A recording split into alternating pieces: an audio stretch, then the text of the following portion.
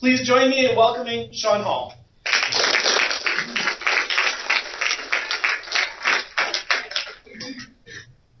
All right, a lot of great speakers today, so I hope to keep the streak alive. Before we get started, Charlie alluded to my topic. I'm going to be talking to you about a concept called Leader. I got to it from two different books that I've read about. It's Leaders Eat Last by Sinek and Turn the Ship Around by Captain David Marquet. Both of them reference a story. Today I'm going to share that story with you. In this story, this crew is faced with a problem, and I'm going to go into the background of how they got here, the solution they came up with to the problem, and some of the outcomes. So before I dive into that, go into a little bit about myself. Love my family. There's my son, Ack. He's 1.5 now. It's my wife, Casey. She's the director of student services at .com Therapy. And this is us taking a trip to New York. She surprised me for my birthday this year, so I had to give a shout out for that. This is Captain David Marquet, the star of our story. He was a career submarine for the U.S. Navy. He graduated top of his class, excelled in a lot of skills, including leadership. He earned many promotions until he received one of the highest honors that he could get, command of his own ship. Captain David Marquet was to be the captain of the USS Olympia, a very prestigious ship. He prepared for his new role by a year prior. He started learning the ins and outs of all the components of the ship as well as the crew. He felt that in order to earn the respect of the crew and do his job well, he needed to know as much or possibly more than the crew themselves. However, 2 weeks before taking command of the USS Olympia, he received a call saying that he would actually be the captain of the USS Santa Fe. USS Santa Fe was a newer sub, slightly different specs, but the change wasn't all that drastic. However, the crew was much different. USS Santa Fe's crew ranked last in nearly every readiness and retention category that the Navy had. It was so bad that real-life scenarios that happened on the Santa Fe were used as bad examples for the general Navy training. So it was a bad deal. But it was okay. Captain Marquet was confident in his abilities, and he was up to the challenge. He looked at it as a challenge. The Navy had taught him that he would be a leader because he was given control. So in his mind, it was easy for him to see, if I give good orders, I could have a good ship. If I give great orders, I could have a great ship. So he took command of the Santa Fe, January 1999, knowing that he had an uphill battle. So let's fast forward a couple of months. Captain Marquet was getting comfortable with his command, and while they were out at sea, they decided to run a drill. The simulation was a reactor failure, basically an engine failure. It's a very standard drill, nothing out of the ordinary. Everything was going well. The sub was running on battery power, and the crew were working to restore the reactor. But the captain tried to shake things up a little bit. He looks at his officer on deck, the most senior officer, says, ahead 2/3, meaning 2/3 maximum speed. That would drain the battery a little faster and increase the urgency that they needed to get it up and running. So head 2/3. The officer on deck then looks at the helmsman, head 2/3.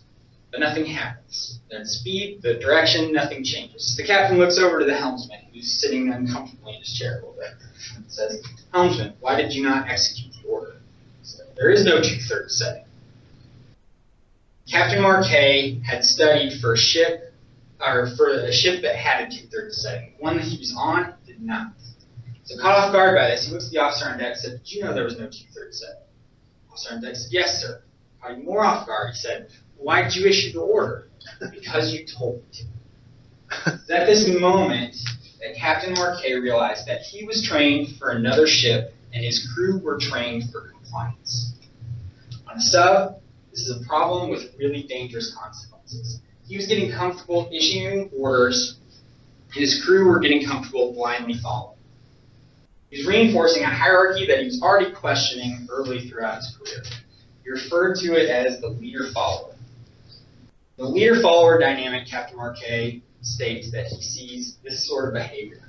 He states that people at the top have all the authority, but none of the information. The people at the bottom have all the information, but none of the authority.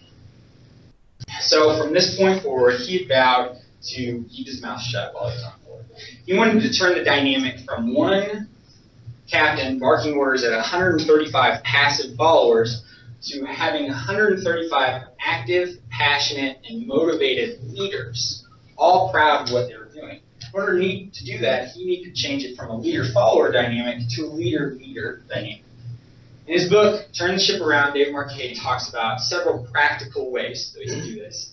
But one major thing that he did is he banned the phrase permission to. Sir, permission, submerge the ship. Permission granted, submerge the ship. He replaced it with I intend to. Sir, I intend to submerge the ship. The difference here is a psychological one. The chain of command is still there. However, the person that's carrying out the order now feels a stake in its outcome because it's coming from an area of intent as opposed to a passive task that has been ordered to carry out. So Captain Marquet took it a step further. He too didn't just blindly approve all the I intend. He'd find himself asking a lot of questions. And so what he started to do was he'd ask his crew to not only come with what they intend to do, but why they intend to do it. He ended up being correct in his assumption that that the crew had most of the knowledge they needed to carry out all of these decisions. They just needed a chance to vocalize. And as a side effect, this also caused all the crew to start thinking at the level above them. So the officers started thinking like the captain, and so on down. This was important because the crew were literally acting their way into their promotions. When done well, this ended up being a very effective leadership program. The trust and cooperation of the crew of the Santa Fe had improved so much that at once the last ranked ship in the Navy became the highest ranked ship in Navy history. Before he took command, the Santa Fe's retention rate was re-enlistment rate was only 3. After, it was 33. The Navy average is 15, so morale spiked as well.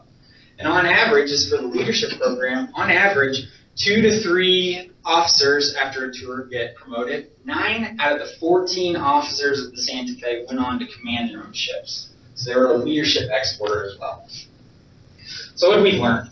Captain Marquet was able to do this by not falling into the temptation of accepting more power.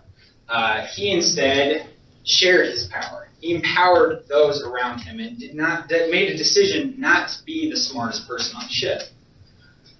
So to wrap this up, if this is interesting, there's a few questions that you can ask yourself just on a daily basis. This is for all of us. Do I find myself consistently asking permission as opposed to making requests or making recommendations, suggestions? And if you're in a position of authority, do you find yourself stepping in and solving other people's problems or empowering them to solve their own problems? So with that, leave for some questions.